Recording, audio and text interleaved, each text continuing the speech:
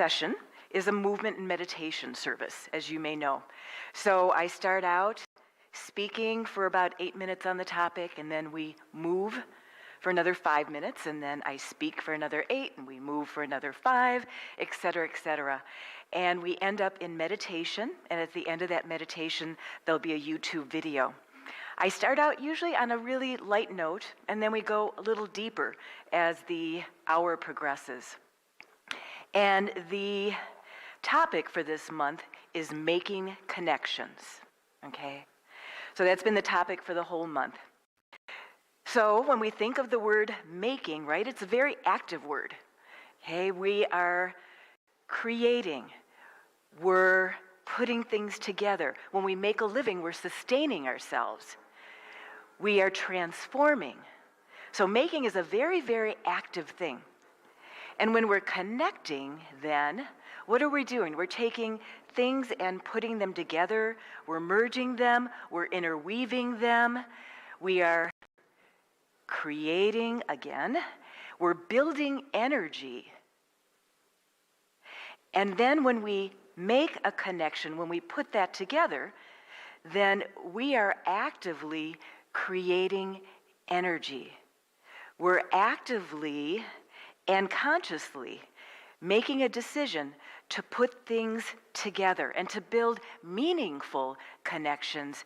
It really takes us some effort. We need to put ourselves out there when we want to make meaningful connections. That means not only do we need to communicate, but sometimes we need to make ourselves vulnerable and really take a chance. So there's this really lighthearted little story about a little girl. She was on an airplane, and her tooth comes loose, and she loses it. And she's really distraught. So she leaves the plane without her tooth, and she's distraught because she's got nothing for the tooth fairy. And so the pilot hears about it, and he says, okay, I think I can do something about that. And so he wrote a letter, and he said, this is an official letter. And the letter said, this person has lost their tooth on flight, whatever it was. This is an official letter of recognition signed by Captain Josh Dutchow. Okay, so it looked like a very official letter. So she put that letter under her pillow that night, and she gets a note the next morning, and it said, I got your official note. Don't worry, all is well. And don't forget to brush the tooth fairy. So that little story and that little effort by the captain really made an impact. And it didn't have to be anything really big, but what did he do? He really probably took that beautiful thought, and it's probably something that that little girl is going to show her children when she has children, and it's something that kind of makes us all chuckle, you know? So it doesn't take much to make an effort, but it does take some conscious effort for it to be meaningful. And so when we think of when we're really connected, don't we feel this sense of being seen and heard, and we get substance from it, you know? We really feel as though we're nourished from it because of that relationship. And in psychology, we know that people that make connections and feel connected are psychologically sometimes a little more balanced, well-adjusted, because they've been able to connect on many levels, and sometimes deep and meaningfully. And spiritually, when we think of connecting spiritually, we are co-creating together, not only with each other, but internally within ourselves and externally with the universe and with God, a higher power, whatever it is you believe from a spiritual perspective. There's a woman by the name of Verna Volker who at 48 decided she was going to start running. She had some baby fat to lose from her when she had children, and she started running marathons. Actually, she became an ultra marathoner. And she wasn't a real svelte woman. She was pretty stocky, and so she would run at a turtle pace. Okay, an ultra marathon, 26 miles is in one marathon. So she did twice as many miles as that. So she would start at 4:30 in the morning, before the sun came up, and she said she thought of it as a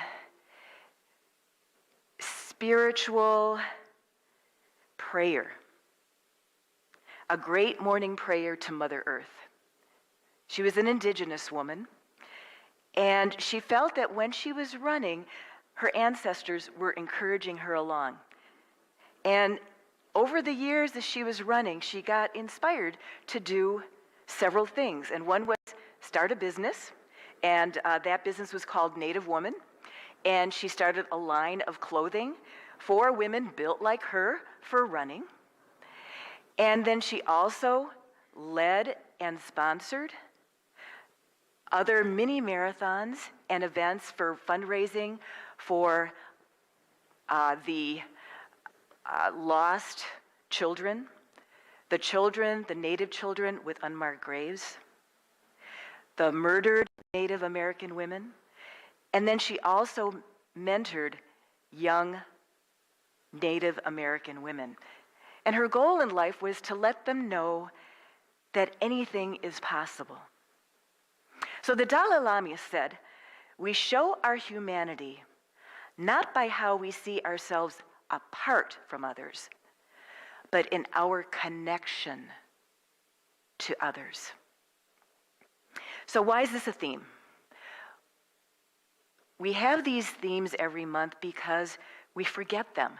We forget that things like making a connection matters, and we forget to do it consciously and with effort. And so what happens is we do set ourselves apart from other people. We do forget to make connections because we let every day-to-day life sometimes disconnect us a little bit. And it's been said that we're all so much together, but there are many of us that are dying of loneliness. And it doesn't have to be that way. An example, and I don't know if you've seen it lately, the sort of the documentary film on Elvis Presley.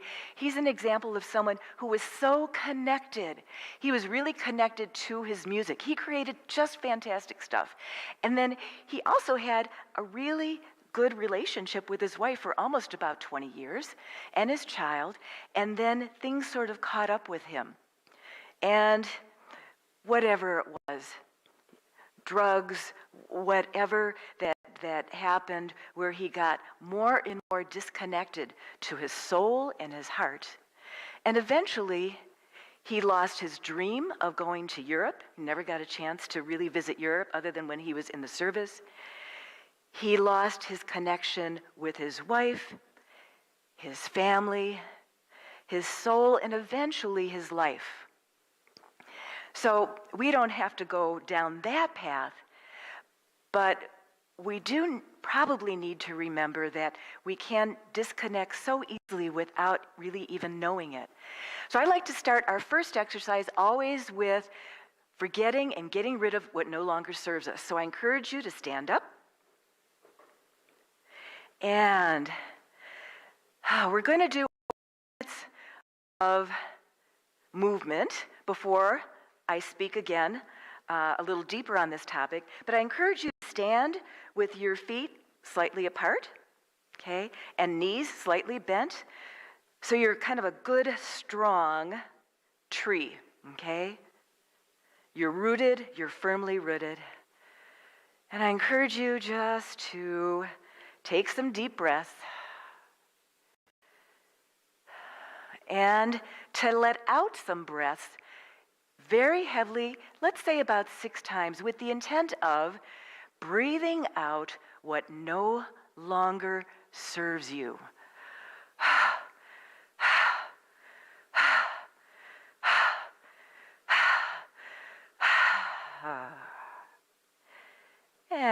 and tap that thymus.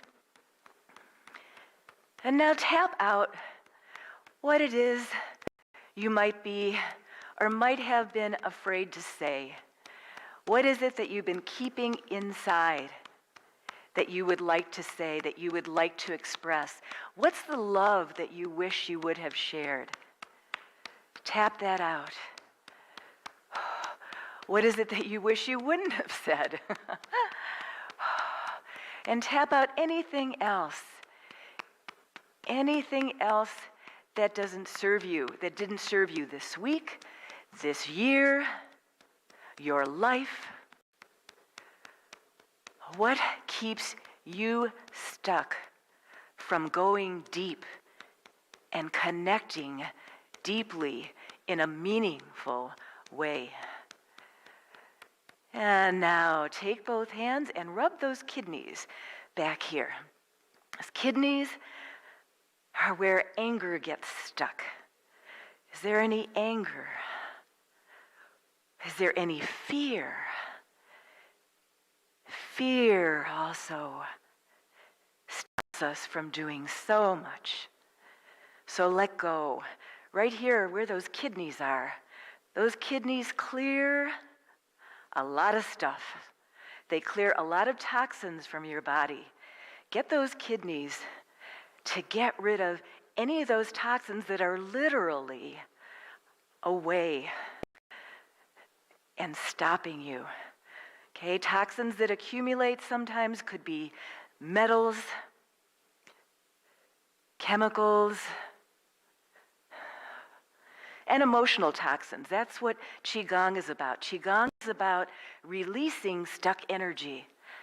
That's why we're doing this. Similar to acupuncture, it's all about releasing stuck energy, physically and emotionally.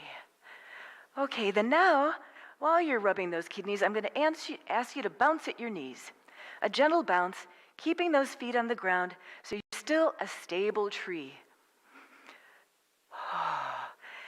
And with those hands at your sides, let those hands bounce.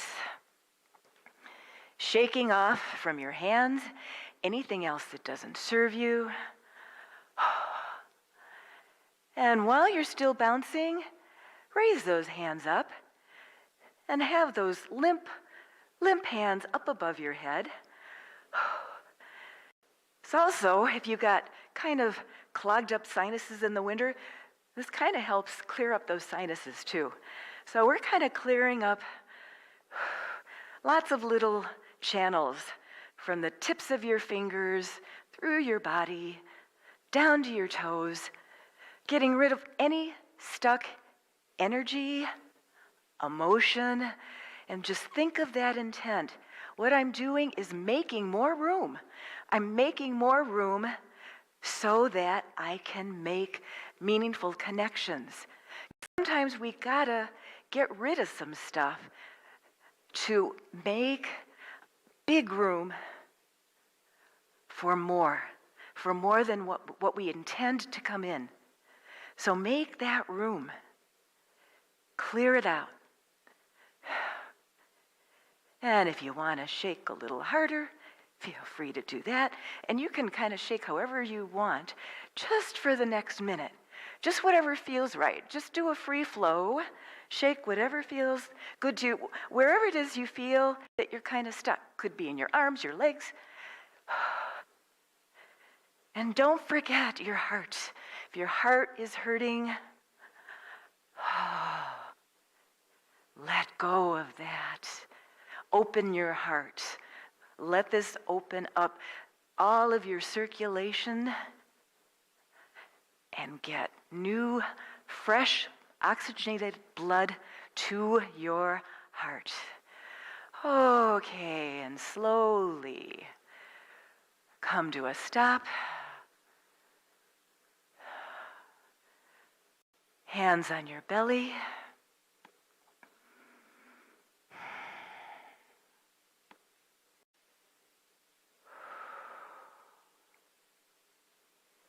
Healing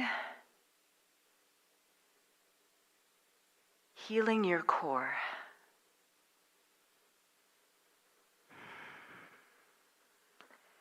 connecting to your core.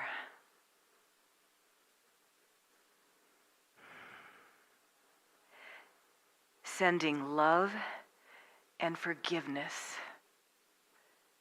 to yourself.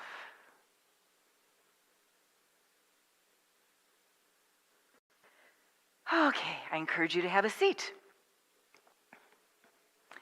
So I love those connections where everything feels like a small village, you know? One thing happens after another. This person connects to that person. And there are things that you hadn't even really thought of that just sort of come together, you know, and it creates energy, it creates opportunity. And I had an example. In 2010, I got laid off. There was an economic downturn back then. And I was laid off, and it was a really good job. It was a very good job. And so I told a couple of friends, and boom. One friend told her boss, and I had a consulting gig. It wasn't a real job connected with benefits or anything like that, but it was enough to sustain me. And then another friend, boom, knew somebody else. I got another gig. And all I really needed to do was tell people who were connected, and those things happened. And so I bumbled along doing these gigs, these consulting gigs, but I really wanted a job. I really wanted like a real job, because I was used to having a team, you know, managing people, you know, all of that. But I didn't tell anybody. So I was bumbling along with these consulting gigs, but every now and then, you know, I'd go online and there'd be jobs, and so I'd apply for a job and nothing happened. Or, you know, I'd go on these, you know, these sort of online job things and put myself out there. Nothing happened. It's like, what is this? I've got a master's degree. I'm really qualified. Why is nothing happening? I'm putting myself out there. I applied online. Nothing happened. So it's like, okay, I got to make more of an effort here. So I started then personally connecting. So I made an appointment with the president of a healthcare organization. And she said, so, what are you best at? And I told her, and she said, oh, have you tried talking to so-and-so? It's like, boy, I hadn't even thought about that guy. This person I was on a committee with, the state of Minnesota. It was just a brief couple of meetings, didn't even think about it. So I sent him an email and say, hey, you want to get together for lunch? And he sent an email back saying, yes, let's get together for lunch. And what was attached to that email was the job description for his chief operating officer. Got the job. What I learned from that is that being connected online isn't necessarily being connected. I really had to put myself out there, make myself known. I had to tell people what I wanted. I wasn't really telling people I wanted a real job. And then once I finally told people what I wanted, and I connected personally, things happened. The other thing that I learned is things aren't always linear. You know, it's not, I'm going to do this and then this will happen. Remember that spiritual principle of we're a multi-dimensional universe. So you might think that if I go from A to B, this is going to happen, but sometimes things connect in totally different ways. So sometimes people say internet dating just doesn't work. And okay, that might be true. You know, that might be true. So what is it that one might need to do to go to that next level? Well, what are your interests? Go do those. Guess what?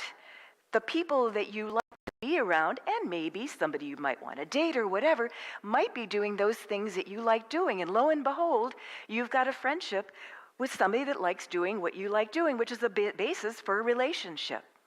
So connecting personally is something that helps us make that first step. So Martin Luther King said, all life is interrelated.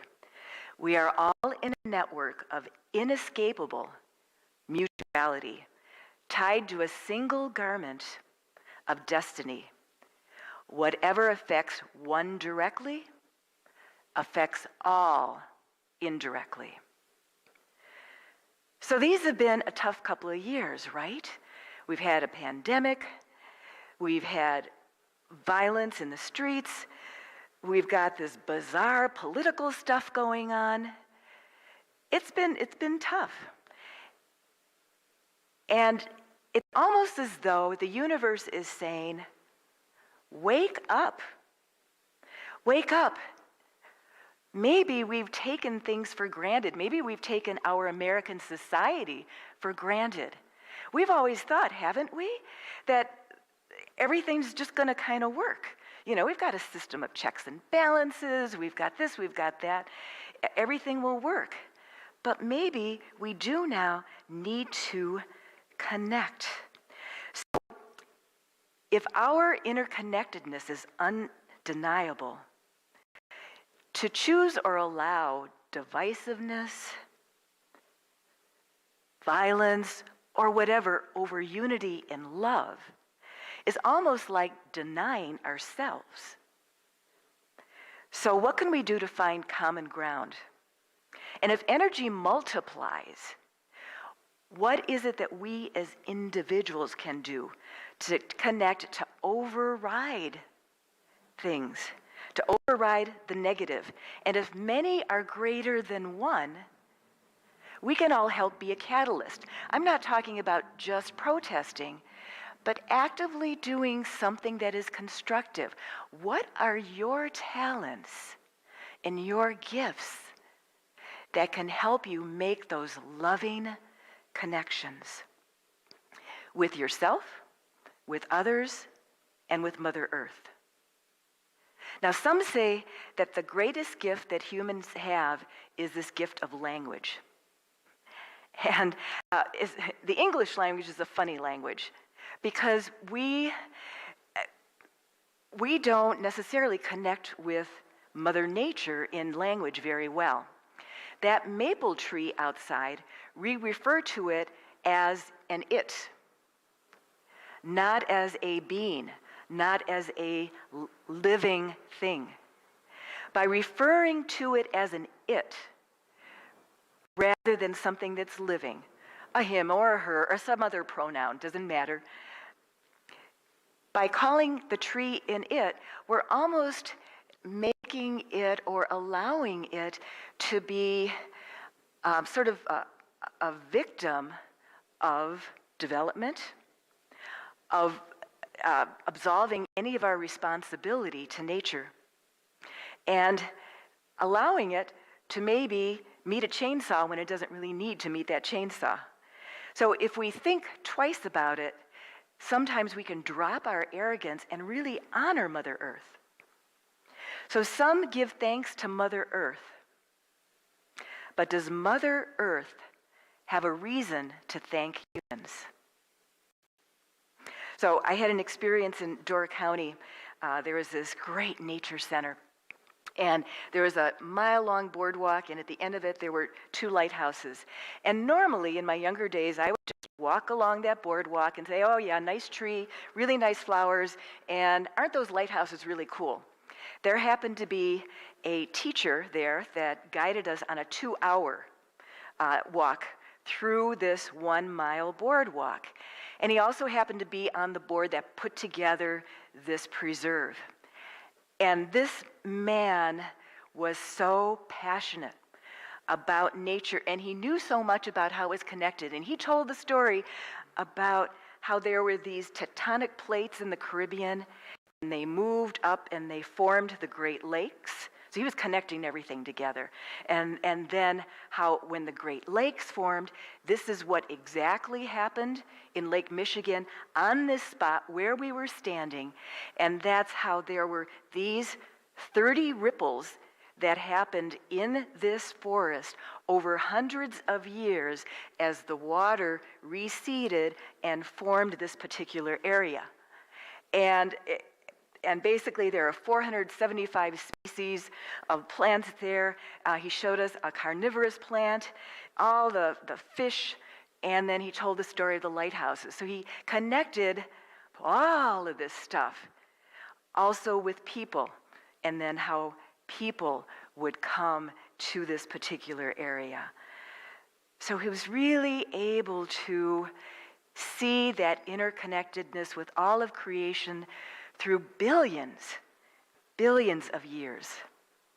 So we're all connected to each other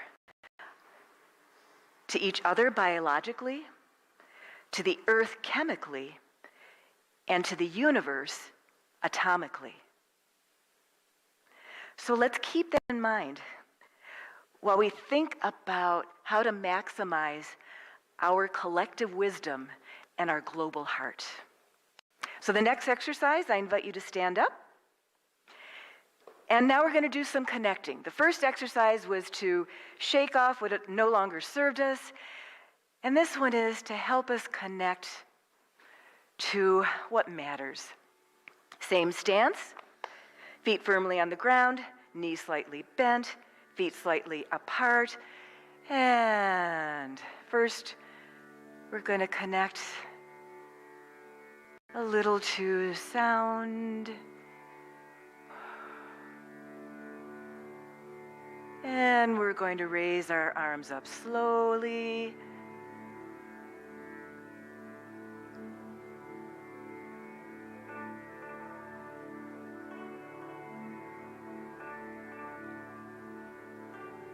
We're going to stop with our palms facing up. This is a happy Buddha pose. You know, that Buddha with the smile on his face, the jolly little belly that kind of looks like Santa Claus. Put that smile on your face. And connect with the sun, Father Sun, the source of heat, all out there in the universe, your ancestors,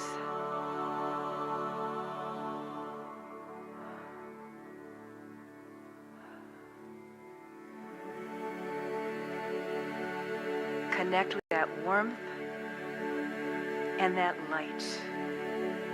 For those of you that are in this room, there's that beautiful dome up above.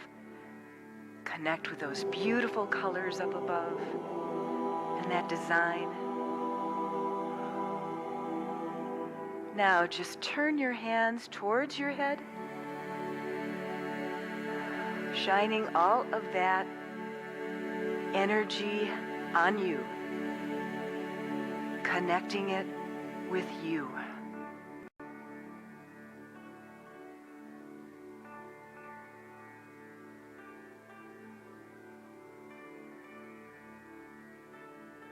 Slowly bring your hands down the front of you.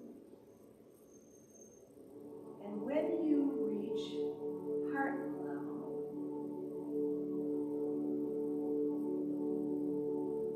open your arms as wide as you can, pushing your chest forward, opening your heart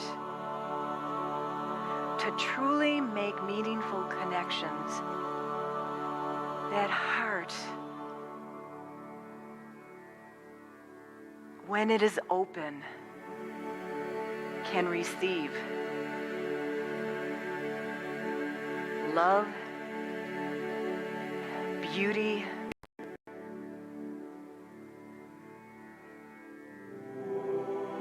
forgiveness, healing,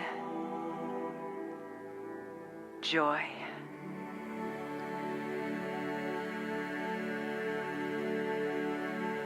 Now, still with your knees bent, going to bend at the waist.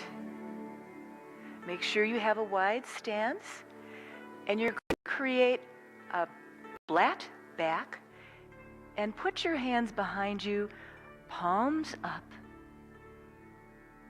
creating a table looking at Mother Earth, giving thanks to Mother Earth, appreciating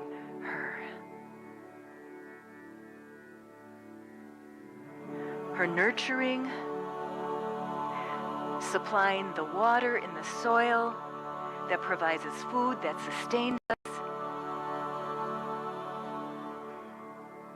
that helps the bees connect to the flowers,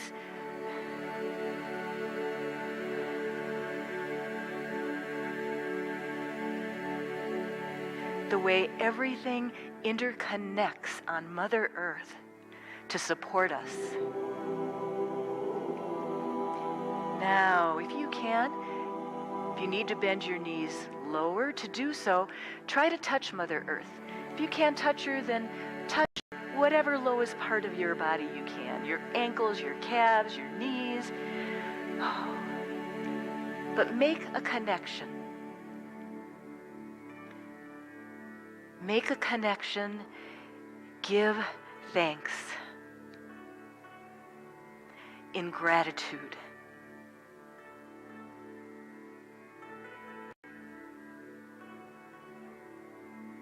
And don't forget to breathe. Now, slowly, the front of your body, touch your body, your legs, and just send some healing from Mother Earth up your body as you slowly come up.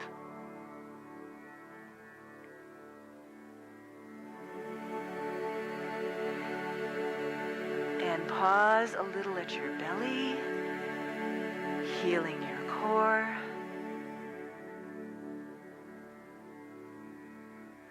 Both hands up to your heart.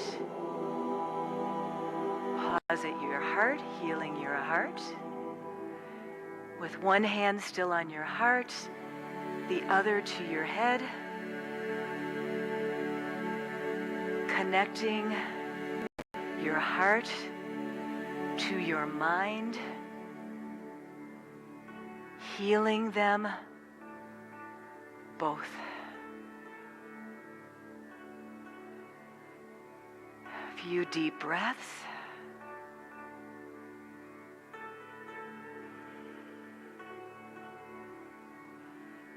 Feeling that connection.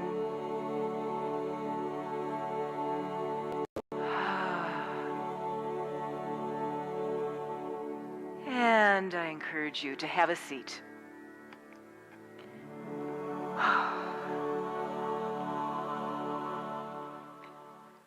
So in the end, it's not the years in your life that count, but the life in your years. So I have a father that's 98 years old, and he still drives.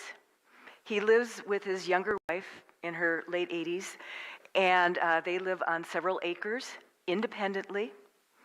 And he had a close call a couple of weeks ago, was hospitalized. But he's fine now. And he's a man that lived life to his fullest. He worked hard. He played hard.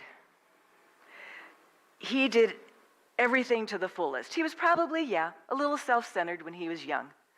But he did everything to the max. And sometimes you might say he was a little rigid when he was younger. But as you can imagine, a 98-year-old might have had a few close calls. So in the hospital or half a dozen times or so, but made it out okay. But when I think about that, and I think about what that must be like at 98. So he's the last man standing from all of his siblings. He's the last one left. And that he's got to be thinking, okay, I've got 2 feet on the ground, but one foot is here on earth, solid, kind of solidly, but not really. And the other one might not be on this earth anymore. And so the last time he came out of the hospital, I said, "So, Dad, how you doing?" And was on the phone. He lives quite a distance. And he said, "I'm better than new." It's like, how can he say that? He's 98 years old. How can he be better than new? Well, I think about that. And every time he's discharged from the hospital, I notice a little change in him. You know, he's gone from being this overdriven, kind of rigid individual to what? Softer, more accepting of things, of diversity, of change, because he knows change is going to happen. He's more compassionate. He's more vulnerable. And he's willing to accept help. His ego didn't allow him to do that before. And he's much more open each and every time. So there's this spiritual exercise called Die Before You Die. And if you do it, I recommend you take a long time to do it, but it's basically imagining yourself as if you are no longer on this earth and looking at yourself from the outside and looking at your life as it is now and taking real stock of your life and doing it while you are vibrant. And that makes you think of, what are the connections that I need to make while I'm still vibrant, while I can, so that I can be better than new, right? So I can be better than new. So we're all inextricably connected to each other and some greater power out there, whatever you believe it is, and I believe that is connected in love and grounded in compassion. So remembering and practicing, connecting with yourself, with others, with Mother Earth, and the universe, and spirit, and practicing that every day gives us perspective and meaning to our life. So I encourage everyone to try and do that every single day. Every single day. Maybe just in the morning when you wake up. Just that 30 seconds is all it takes. Maybe instead of a prayer at night, it's that connection in the morning. Try it for 30 days. What the heck? Okay, we're going to do our last movement. And then after that, we're going to do our meditation, and then there'll be a YouTube. So same stance, firm on the ground, some deep breaths.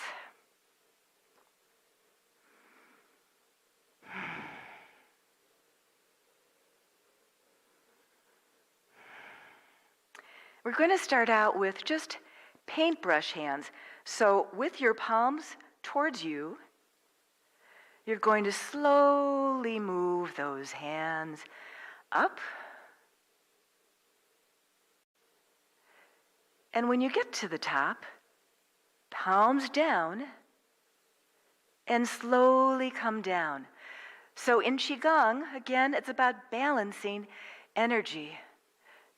So we're balancing from top to bottom all those ions, all of that electricity, from top to bottom, up and down your spine.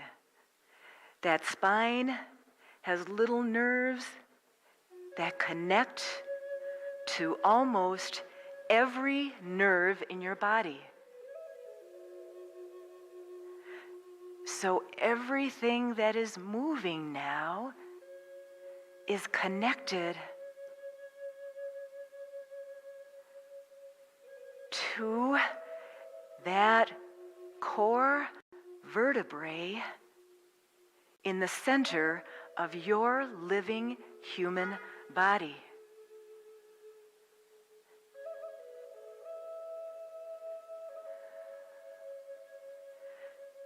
So we're interconnecting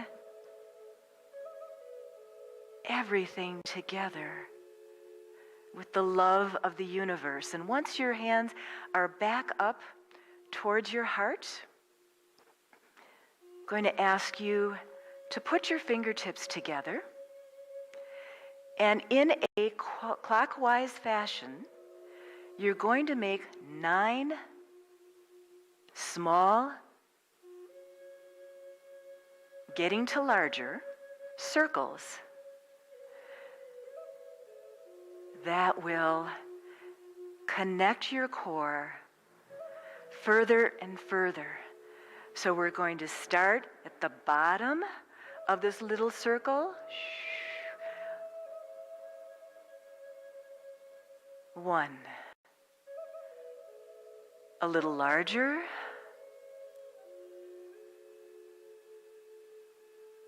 2. A little larger. 3. A little larger. 4. A little larger. 5. A little larger.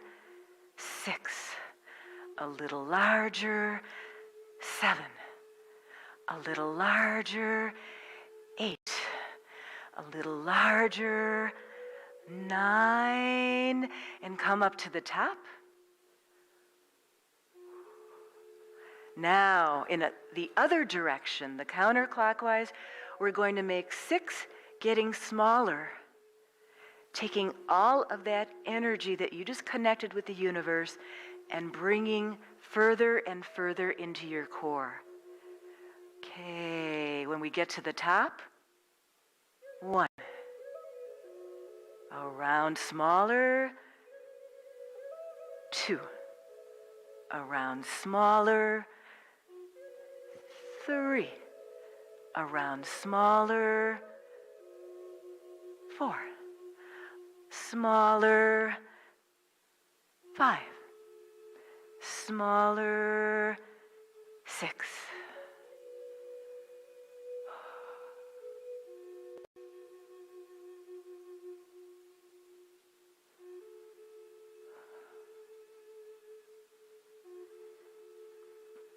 Just imagine that love that exists way out there, sitting here right in front of you and touching your heart. With your hands now going to outreach and come back, but don't touch your hands together, about 6 inches apart. And in a flowing fashion, open and closing, building energy and love.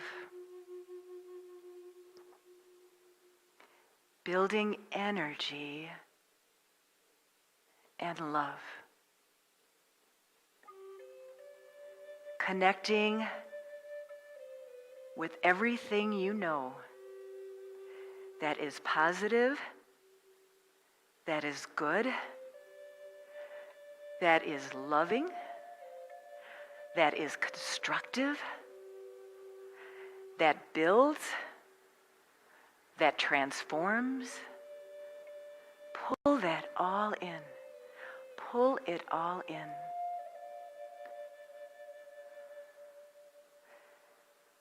And once you come to the center here, try to harness that little ball of love and energy. Pack it in. Pack it in. So it's that atomic energy that we spoke of earlier. That atomic energy that connects us with the universe. Pull it all in. Your little atom of love. Your little atom of creativity.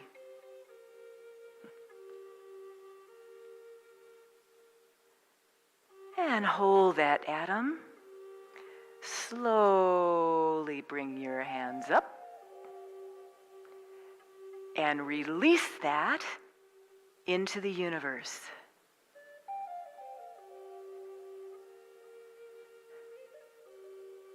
Throwing all of that atomic, loving energy and letting it sprinkle and cover the earth with parts of you and everything that is good. Let a little come to your fingertips. And slowly bring your hands down to your heart.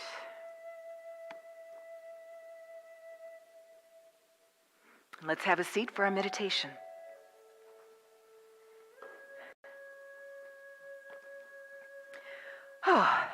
Feet firmly on the ground. Those of you that are experienced meditators, do what feels right for you. I like to have my palms up. And when I'm not speaking, I like to put the tip of my tongue to the roof of my mouth while I breathe, but whatever feels good for you. And we're going to do just a little guided meditation and sit in silence for a minute. And then I'll play the symbol at the end of the meditation. And if you'd like to open your eyes to see the video that's playing with the song, feel free to do so. So some deep breaths in through your nose, down that spinal cord, through your body. In your nose again. Down into your lungs, from your lungs to your venous system, circulating all throughout your body into the chamber of your heart, oxygenating your heart and filling it with pure, fresh, warm air.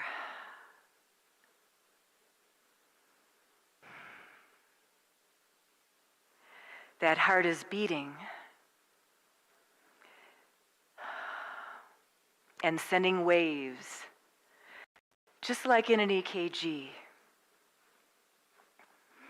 Waves, imagine those waves emanating from your heart.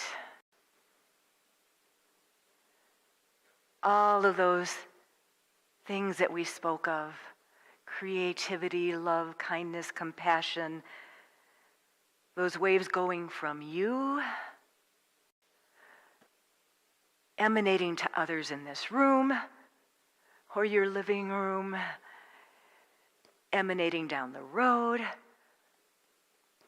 into the city, to all countries on this earth, to this greater universe, connecting with your ancestors and spirit, and just feel the waves of love for a moment, moving from you through all of that and back in waves of beauty.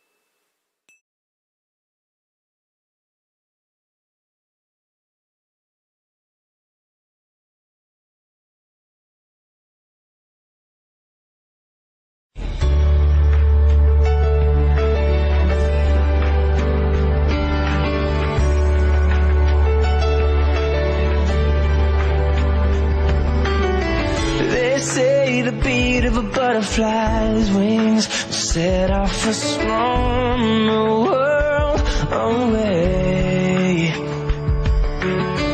What if they're right in the smallest of things could power the strongest hurricane? What if it all begins inside? We hold the key that turns the tide. Just a pebble in the water. Oh, can set the sea in motion.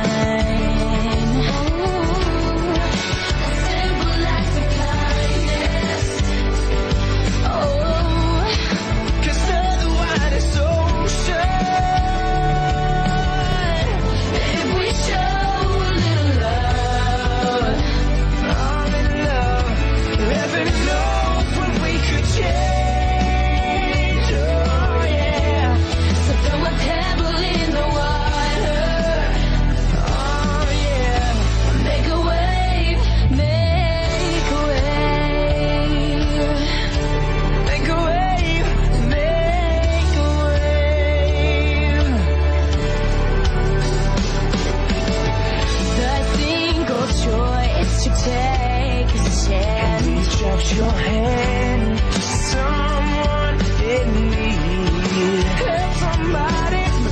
Don't fool yourself and say you can't. You never know it can grow from just one seed. Yeah, so come with me and seize the day. This world may never be the same.